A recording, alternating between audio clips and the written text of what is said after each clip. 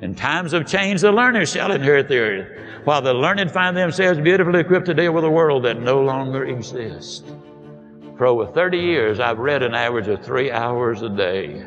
Read my Bible every day, read the paper every day. That way I know what both sides are up to. And I just happen to believe that is very, very important. When you start looking at all of these things, when you become a constant student, that's when your growth is more substantial. And your motivation and your inspiration and your knowledge. And here's been one of my most interesting discoveries, and I've now written a book on it. It won't be out for quite a little while yet, but how to develop a creative imagination. The more you know about anything, the more creative you become when you add additional information to that. When I wrote Secrets of Closing the Sale, which is the first book and only book as a manual on how the processes that you follow in sales, only book in New York Times, first time in that category that ever reached the bestseller stage. Now, what happened was very important. When I read that book, when I had 98% of it written, somebody sent me a little short 3-paragraph summation. And what the little 3 paragraphs said was, this is the heart of the sale. It was 3 short paragraphs. I read those 3 paragraphs and I added 50 pages to the book. I'd been selling since I was 8, been sales training since I was 21. I knew a lot about sales. The new information revolutionized a whole lot of things. Keep on growing. It helps a whole lot of people. When you talk about relationships, Harvard Business Class in 1949, almost a little over 49% of all of the graduates, a study was done on them, and this class of 1949, 49% of them were at least vice presidents in major corporations. When asked how they accounted for that, and CNN did a telecast on these men, they said, well, number one, our wives were supportive. Their careers were built on integrity. They were risk takers, but they did not, they were not gamblers. What do we do at our company? How many of the things do we teach and what do I teach that are so important to me as I'm talking about it now? Our mission statement includes a big frying pan to be the difference maker in the personal, family, professional, and spiritual lives of enough people to make a positive difference in the world. That's a pretty audacious mission statement, ladies and gentlemen, but it's got to be built on character. Are we being successful in that? Well, over 40 languages of what I've been teaching have been reprinted, printed and used. We've got several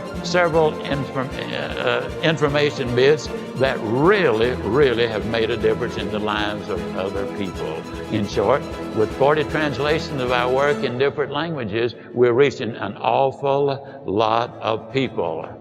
Now, we teach things that are generally not taught in school, as I already have said, but I want to talk about another little factor. 90% of the visits to medical doctors are directly or indirectly related to stress. 90%. If we can reduce stress, and incidentally, the same process that reduces stress is exactly the same process that will enable you to have a long-term balanced career. My stress level, and I face as many deadlines as anybody you know. It's always a book production, a class I'm teaching, a seminar I'm presenting, and each one of them requires time and concentration. Example, how many of you feel like I've made this talk before? Can I see your hand, please? Several hundred times. I made it yesterday. You know what I did between yesterday and today? I spent over 6 hours getting ready for the day. You see, I think it would be arrogant if I thought I could stand up and spit it out just because I did it yesterday or hundreds of times. That's arrogance. That's when Buster Douglas knocks out Mike Tyson. That's when an expansion team in Houston beats an established NFL team in Dallas.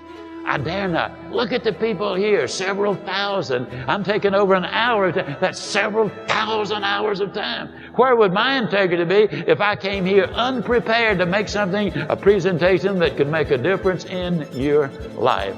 There is no way. You got to prepare for it, ladies and gentlemen. When stress does hit you, how many of you will admit that after 9/11, maybe you had a little stress? Can I see your hands, please? All right. Let me tell you something, folks. If you take the word stressed and spell it backwards, it's desserts. When you respond to life instead of react to it, react is negative. You get sick, go to the doctor, she gives you a prescription, says, see me tomorrow. You walk in the next day, she said, uh-oh, it's not working.